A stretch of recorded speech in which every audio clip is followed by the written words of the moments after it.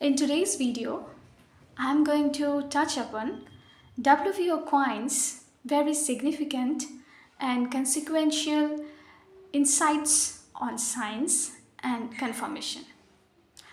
As you know, Quine attempted to eliminate uh, dogmatic assertions of modern empiricism. He intended to establish empiricism free from dogma. In his celebrated paper, Two Dogmas of Empiricism, Quine addressed two beliefs that modern empiricists, unquestionably and authoritatively admitted. And Quine actually pointed to those dogma and he attacked those dogmas as unempirical dogma of modern empiricism. At the same time, in his word, he considered them as metaphysical article of faith. I'm talking about those two dogmas that Quine demonstrated in his paper, Two Dogmas of Empiricism. These two dogmas, in brief, are the cleavage between analytic and synthetic statements, number one, and secondly, reductionism, the belief that each meaningfulness of synthetic statements lies in the method of empirical confirmation and disconfirmation. So these were the two dogmas that Quine attacked in his paper, Two Dogmas of Empiricism. All right, now the rejection of these beliefs led Quine to uh, have new insights on science, on scientific knowledge, or overall system of our knowledge. So his new perspectives on science and confirmation completely changed our conventional view. Okay, so it is worth discussing Quine's view, Quine's new insights on science and confirmation is very fascinating and worth discussing. So let's begin. I shall begin with the very profound statement that Quine has made. Our knowledge and belief, the totality of our knowledge and belief is a man-made fabric which impinges on experience only along the boundary. This is a very cryptic statement and this needs a bit clarification. Our overall system of knowledge or belief, whatever you call, Quine is not bifurcating knowledge and belief the way epistemologist has been doing so far. He is just clubbing these things, knowledge and belief. Okay, knowledge, our totality of knowledge and belief has been compared to a fabric that is human construct and that impinges on the experience only at the boundary. So our knowledge, our beliefs, it interacts with experience only at the boundary. This entails that the experience, the sensory evidence, empirical evidence do not determine our overall system of knowledge. Our entire scientific knowledge do not determine. Rather, at the boundary, our beliefs and statements interacts with experience. So, total science, another statement that I'm going to elaborate. Total science is just like a field of force whose boundary conditions are experience. So the analogy Quine uses the analogy field of force to compare scientific knowledge. So he's comparing scientific knowledge to the field of force whose boundary conditions are experiences. Okay, so here it implicates that our understanding of world is shaped by what we encounter in the world around us, only at the boundary level. So only at the boundary level our beliefs, our statements interacts with the experience, sensory events, and these shapes our scientific knowledge. So it underscores the necessity of empirical evidence to shape our scientific knowledge. At the same time, we need to remember Quine's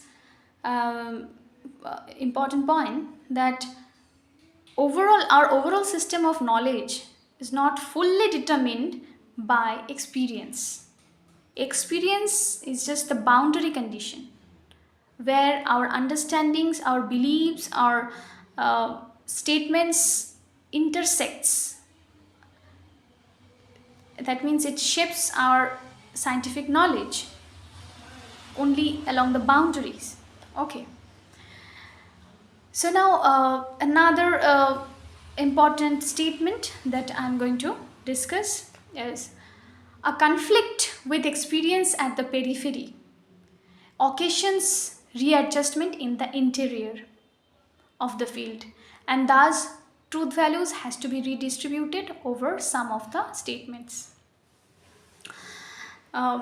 This is a very profound statement that needs clarification. So a conflict when we encounter new experience that seem to challenge our existing belief, okay, that requires us to re-evaluate some of the statements in the interior.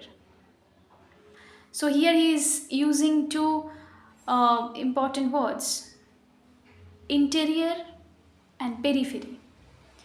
Periphery here describes the beliefs and statements that directly interacts with the evidence, okay, that are directly tied to immediate sense experience, whereas interior describes that are far from immediate experience. They are like concepts, theories that are more abstract and theoretical. Their connection to immediate experience is not as direct or apparent. Okay. So when we encounter new experience that seem to challenge, that seem to be contrary to our existing belief, then it requires us to re-evaluate our existing beliefs in the interior. But in that case, we have flexibility or latitude of choice as to decide which aspect of our knowledge to re-evaluate. Why do we have such latitude? Why do we have such flexibility to decide to re-evaluate which aspect of our knowledge, to re-evaluate which aspect of our knowledge that we want to? So, in the light of new experience, we need to re-evaluate our existing beliefs or knowledge in the interior. But in that case, we have freedom to choose which aspect of our knowledge to re-evaluate. Because evidence or empirical evidence, these do not entirely determine our overall system of knowledge. It only intersects with the boundary beliefs and statements. So in that case, we have the latitude of choice to decide which aspect of our knowledge to readjust. This is the idea. Now, next significant point is re-evaluation of some statements entails re-evaluation of others because of their logical interconnectedness. So re-evaluation of some statements entails re-evaluation of some other statements because of their logical interconnectedness. Quine asserts that meaning of words and sentences are interconnected logically in the overall linguistic system. Okay. Once he has mentioned in his paper that our statements of the world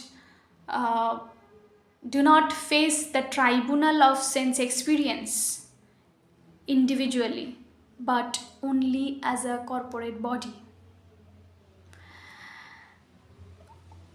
The entire linguistic system is logically interconnected.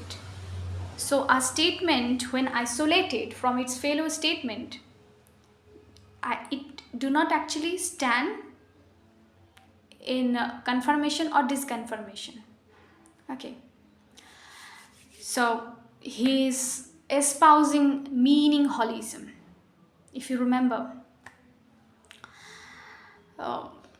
in contrast to atomism, atomistic theories would say that synthetic statements, when taken in isolation, they admit of confirmation and disconfirmation. But Quine, as opposed to atomism, he advocates that no, our statements of the external world faces the tribunal of sense experience not individually but only as a corporate body. All right, this is very interesting point, although, right? So now the entire linguistic framework is interconnected. Okay, let's take an example to illustrate this. For example, a scientist has two interconnected theories, theory A and theory B. Now, theory A predicts some phenomena based on certain assumptions and principles. And now, theory B relies on some of the conclusions of theory A as part of its foundation. All right. Now, the scientist conducts an experiment, and he finds that experiment produces contradicting such results that contradicts the predictions of theory A. So in the light of new evidence, the scientist has to re-evaluate theory A. And at the same time, he has to readjust theory B. Why? Because theory B relies on some of the conclusions of theory A. So, in order to make theory B consistent with the updated evidence of theory A, it need to be readjusted.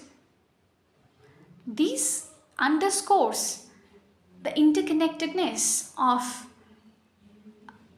overall system of our knowledge. So, readjustment or change in one statement or belief produces a ripple effect that necessitates to change another related beliefs or statements so as to maintain the coherence within the overall system of knowledge. So this was some of the interesting points, insights that Quine has actually articulated. So let's wind up here. I shall try to come up with another important video.